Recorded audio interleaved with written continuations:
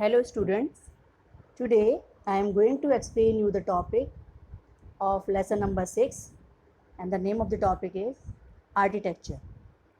Among the various constructions during the Rajput age, temple construction is noteworthy.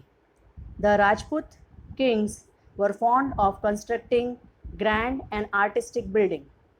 The architecture and sculpture of that time is evident from the temple, forts, palaces, lakes, etc.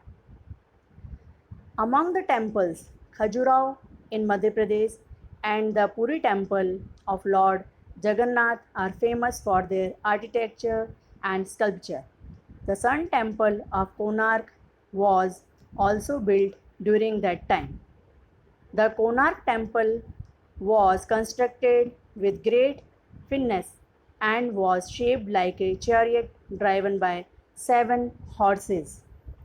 Among the other sun temples of India, the Martan temple of Kashmir and the Modhera sun temple of Gujarat are famous. A prominent feature of the Modhera temple is that the first rays of the sun fall directly on the idol. The Ellora cave of the Deccan have caves representing three religions: Hinduism, Buddhism, and Jainism. One among these is the Grand Kailash temple. The Elephanta cave near Mumbai have a beautiful three-faced sculpture of Lord Shiva. The Meenakshi temple at Madurai is famous all over India. The temple of South India are specially well known for their imposing gateways called Gopurams. After hearing about the fame of such grand temples, many foreign invaders came to loot them. The magnificent Somnath temple of Gujarat was attacked many times. Now, next topic is Muhammad Ghazni. Though the Rajput age is well known for its valor and sacrifice, it also show the construction of many beautiful and imposing buildings. Many foreign invaders invaded India during this period. Muhammad Ghazni, the Sultan of Ghazna, attacked India many times between 1000 CE and 1025 and 26 CE. In spite of facing problems during the attacks, he continued to plunder India with full force. During one such attack, when Gujarat was under Bhim Dev Solanki's rule, he plundered Somnath. Many people from Saurashtra and Gujarat joined Bhim Dev Solanki and tried to protect Somnath but failed. Now, next topic is change of power at Delhi.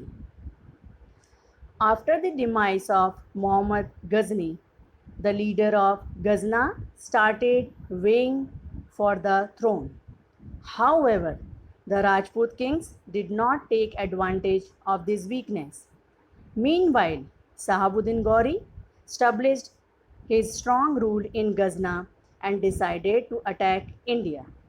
His intention was not to loot but establish his rule here. Initially, he wasn't successful. He could not forget his defeat by Queen Neki Devi of Anilwad Patan and therefore did not attack India for 12 years. Finally, the second time he attacked Delhi.